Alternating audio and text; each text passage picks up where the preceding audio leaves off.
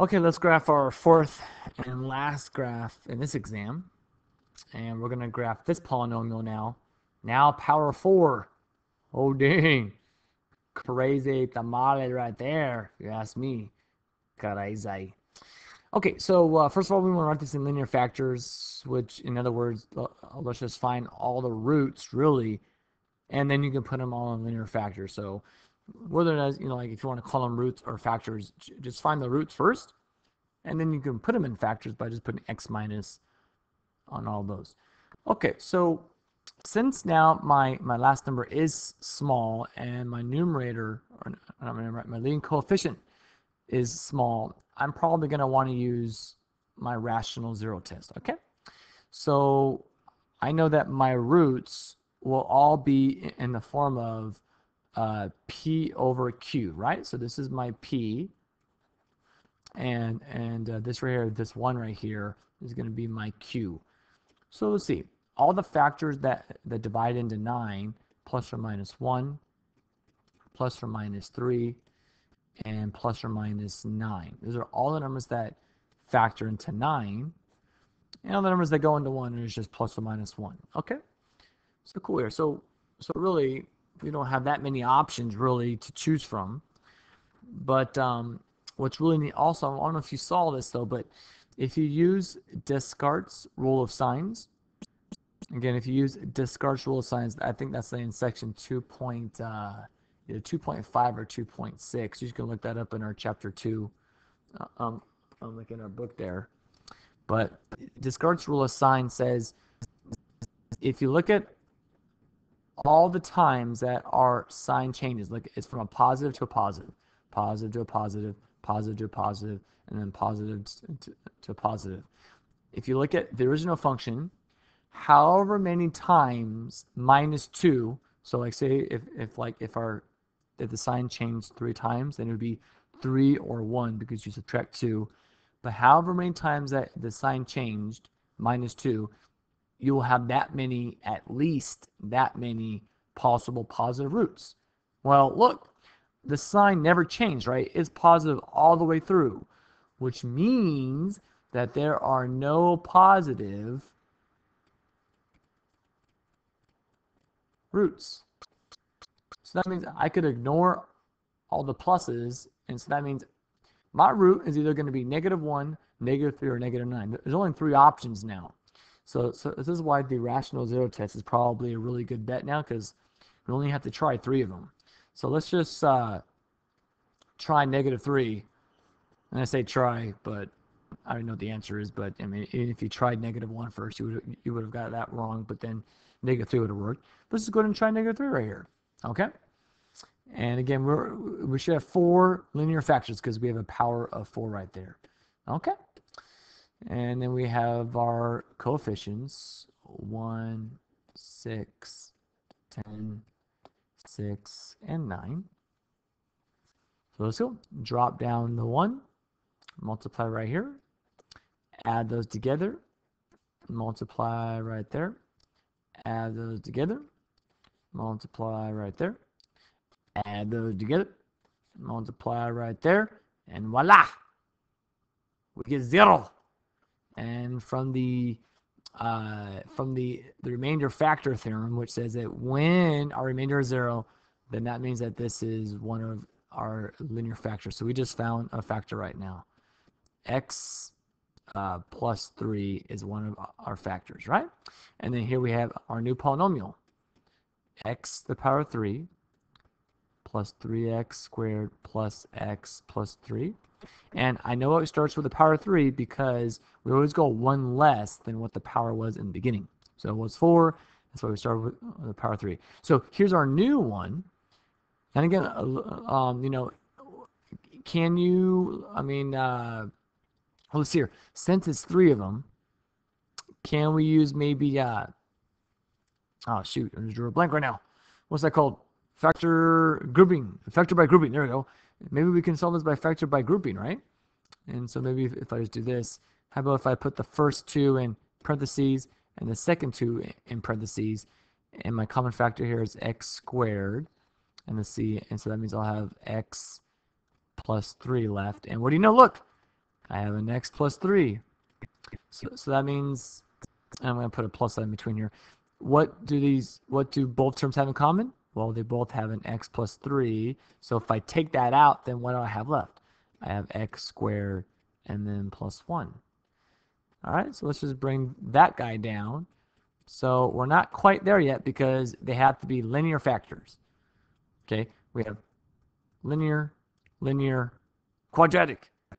So what we do here is that we have to factor this, or if it's not factorable, then we have to solve for it and then find the factors by just doing x minus. So it happens to be the case that this is not factor.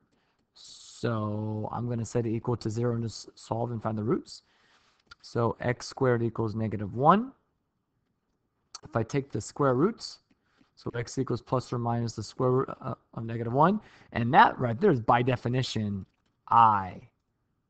Okay, so the final answer now, finally, to find all of our roots is these two guys. And then the other two roots is x plus I and x minus I. And these are my 4 linear factors. And I know I'm supposed to have 4 because my degree is power 4 right here. Okay. Cool beans. And last but not least, well, actually not last. Shoot, we still have to graph it and all that. Let's find the roots. And that's quite simple when you do the first part. Because all you do is just set all these equal to 0. So if I set it equal to 0, it's going to be x equals plus or minus 3. And, oh, I'm sorry, plus or minus. Hold on. I just found my little error right now. That's supposed to be a plus 3, which means that this right here would be just x minus 3. Oh, man, I don't want to do that whole problem. And probably right now, like, you're screaming on the computer, hey, no, it's supposed to be a 3. I heard you. Thank you. I appreciate it. All right. So it's going to be x minus 3 twice. And that's called a double root. And we'll talk about what that means graphically here in just a moment. And then the other two roots is plus or minus I, me matey. Okay, so in this case, we have, well, I want to say 2 points, but we really only have 1, right? It crosses at -3. And that's all the information that we have so far, okay? What I want to do right now is, before we just start plotting points, is, and I didn't write this in the exam because I wanted you to just know the steps here, but really the steps are, after you find all the roots, the next step to graphing is you want to do the leading coefficient test.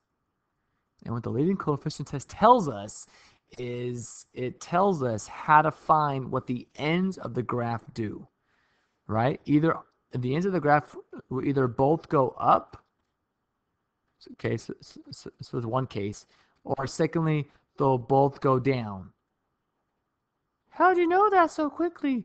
Well, the reason why I know that's because the leading coefficient test says that if your leading degree, the highest degree, when it's even, and it is 4, then that means that they're either both going to go up or down, and the way that you decide which one it is if your leading coefficient now is positive, then it's going to both go up, and if it's negative, then they both go down. So I already know that it's going to go up over here, and then it's going to go up over here. Now, like, I'm not sure if it's that close or it's go way out here, but I already know, though, it's going to have to go up like that. Okay, and it's kind of helpful now, because so that means we're not going to try to make it go down here of somewhat, right? So that's very helpful.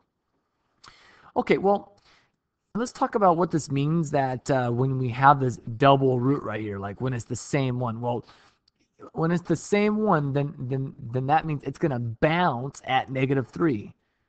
It's going to look like a parabola, and it's kind of like almost going to be like the vertex right there. So I already know that this thing's going to go down and it's going to come up.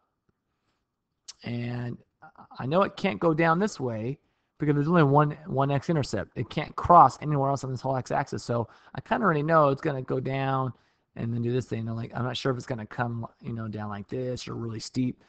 Let's find out what happens at -4, and that may be will be very helpful to us. Okay. Okay, so what happens at -4 then? Okay, so f of -4, and look at my notes here. What did I put on that one? Was 17. So at -4, it's going to kind of be way up over here. So as you can kind of see here, it's going to be very steep then. So I'm going to just go ahead and just draw this in, and it's going to bounce off of this guy automatically. Okay. Why? Because this is going to extend way out over here. But now, what happens at -2, -1, 0? Well, at f of -2, we get 5. At f of -1, we get 8. At f of 0, I get 9. So let's see here. F of -2, I get 5. So here's 5. And so I know it's going to at least come up to here. Awesome. F of -1 is 8. It's going to go to right there. F of 0 is going to be 9. Oh, look at that. So it's going to kind of come up, and it's going to start to curve over. And then what about at f of 1?